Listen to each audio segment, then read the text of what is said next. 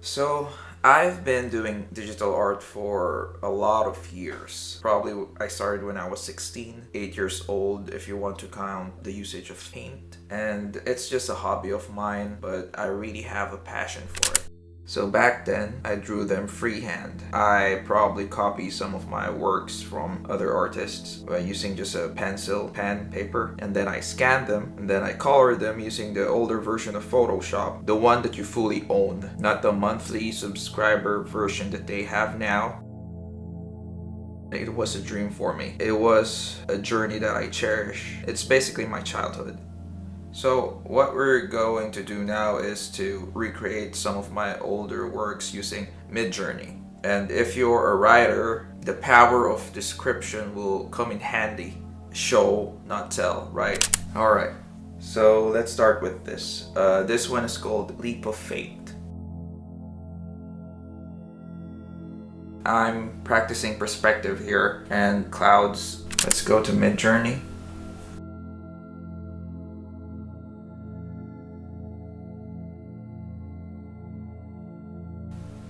That is good.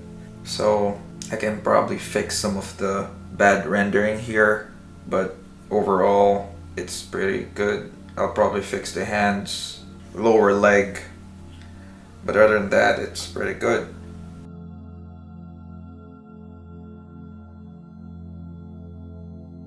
The next one will be called Project Nuclear Holiday. I think I did this on the 2016, I forgot. Correction, I did this around 2013. Let's see what Midjourney will give us.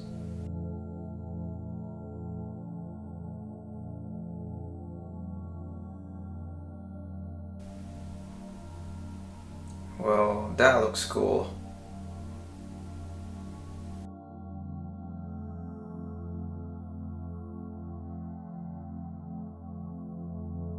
This one is called Cerbella.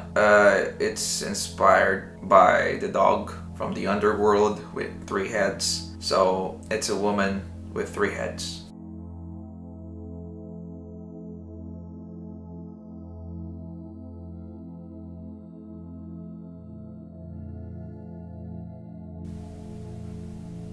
The heck is that? That's not what I put in.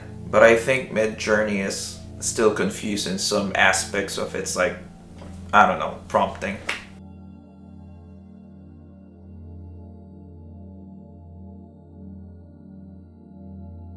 What you're seeing next is called The Last Dragon. It's a Chinese girl holding a dragon. I made this roughly around the same time. I believe it's 2013. If not, there's like a date I put on the side of the art. I like this one. It's an old one, but it's a goodie for me.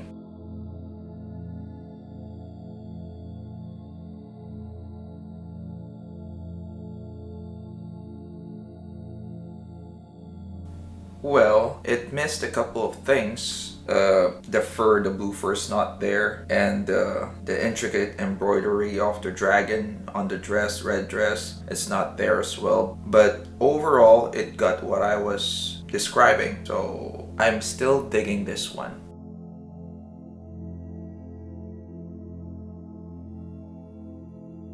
So this one is basically a cyberpunk girl riding a all chrome motorcycle.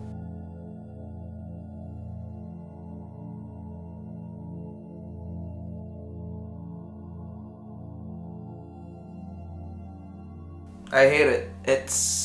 I prefer my style with this one. My style is kind of old, but conceptually, the positioning of the camera on the subject is more interactive, I think. It's more dynamic for me. This one, it's just weird. The painting style, I don't like. It's cheap looking. If you give me like a couple of hours trying to improve my old art, then I'll do better.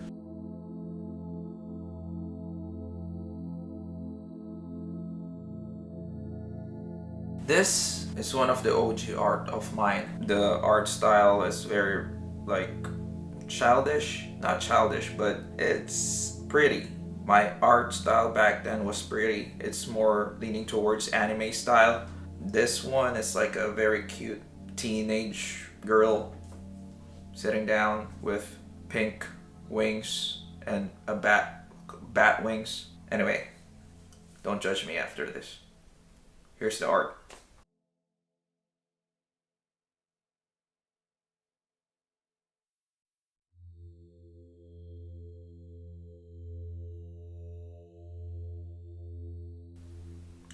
There are a couple of things here. It didn't really follow my prompt. It has only one pair of wings. It doesn't have the bat wings. The background's dark. It's not pink, which is the original image. It has pink background. But overall, I'm really digging this one. I don't know why, but I like it.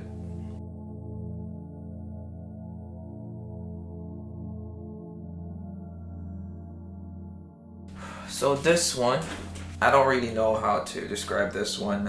I only have a story in mind when I was drawing this one. So it's basically a girl hunting. She's in a desolate place. She has like this fur around her made of bear skin, bear fur, and then she has like a helmet made of the bear skull with still the face of the bear there. She has like rusted armor around her, and she's basically covered with accessories for survival. That's the best way I can describe her. She is called Dystopian Hunter.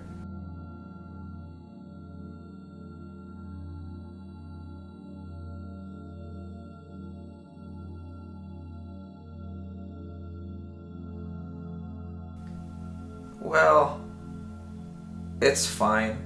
Another one with the prompting. I told it to have a taxidermy head of the bear as her helmet. I didn't say that it should be alive behind her. But overall, it has the same feeling of my original art. So I guess it counts too. If you look at the armor, it has a lot of details, which would probably take a human being a couple of hours to render by hand digitally. It's still pretty scary, even though it didn't fully understand what I was trying to prompt it.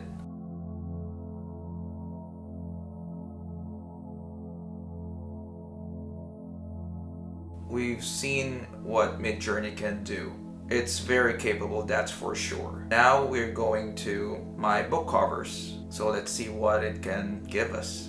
If my 8 hours of work can now be distilled in a minute of work. Let's look at my book covers. This is book 1. This is book 2. Book 3. Book 4.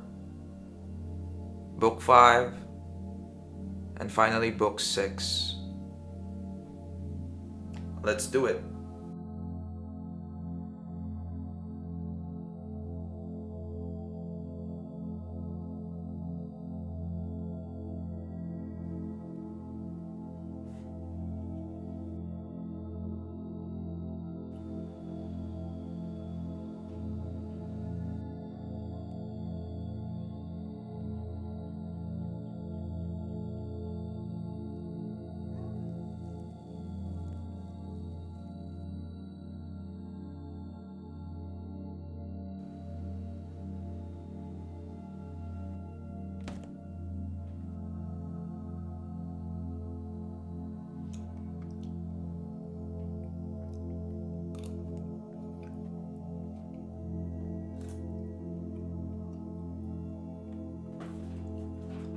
What's wrong? I saw them. Well, are you gonna show him? Sure I can.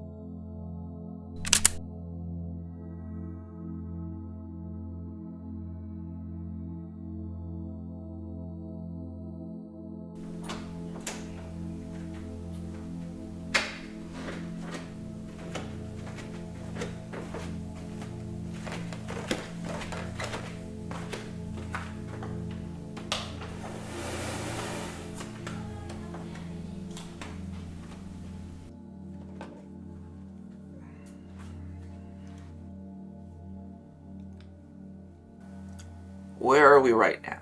I know where I'm at. Dread.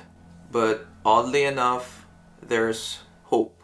You know, in those couple of hours, I've had a mini existential crisis. I contemplated, I imagined, and I relieved the past. And this past is way before the internet. So I'm a millennial, and we're the last generation to experience having no internet. In those days of old, I really envied and gawked on those artists that really create spectacular art. From manga artists to the anime. I remember Akira, Ghost in the Shell, Cowboy Bebop, and then there are the old masters.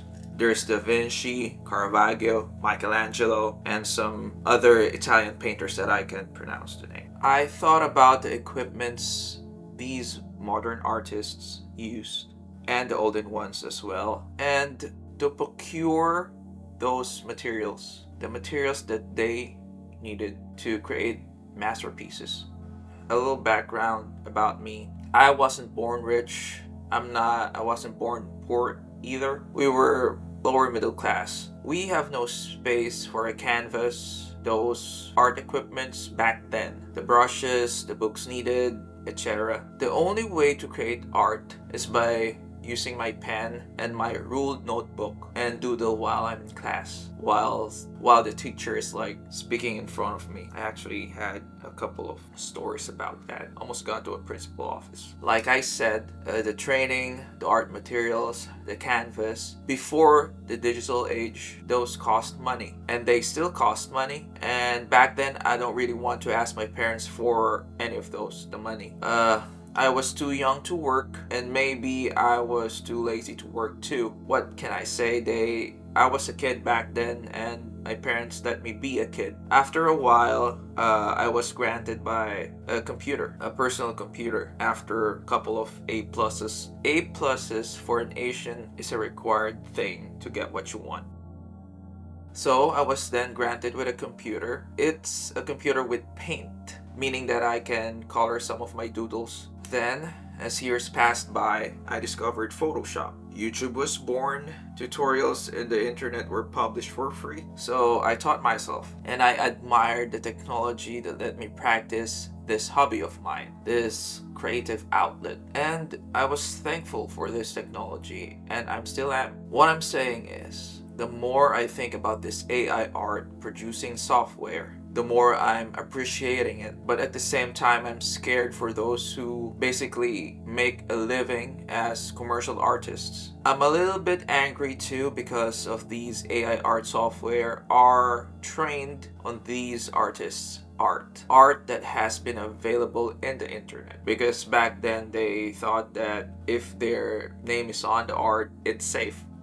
I don't know what to feel, to be honest. But if I'm really gonna be completely honest to myself, I see Midjourney as a tool along with all the other AI platforms that being published to the public now. Just like Paint and Photoshop before all of these. And I'm thankful and angry that I feel this. Now, as an artist myself, it's my self-proclaimed job to tread carefully in this new digital age, to use Midjourney as a tool and still respect all the artists that had their art stolen by those AI art softwares. It's gonna be hard, but I'm all here for it. Anyway, I'll see you in the next video. Please like and subscribe.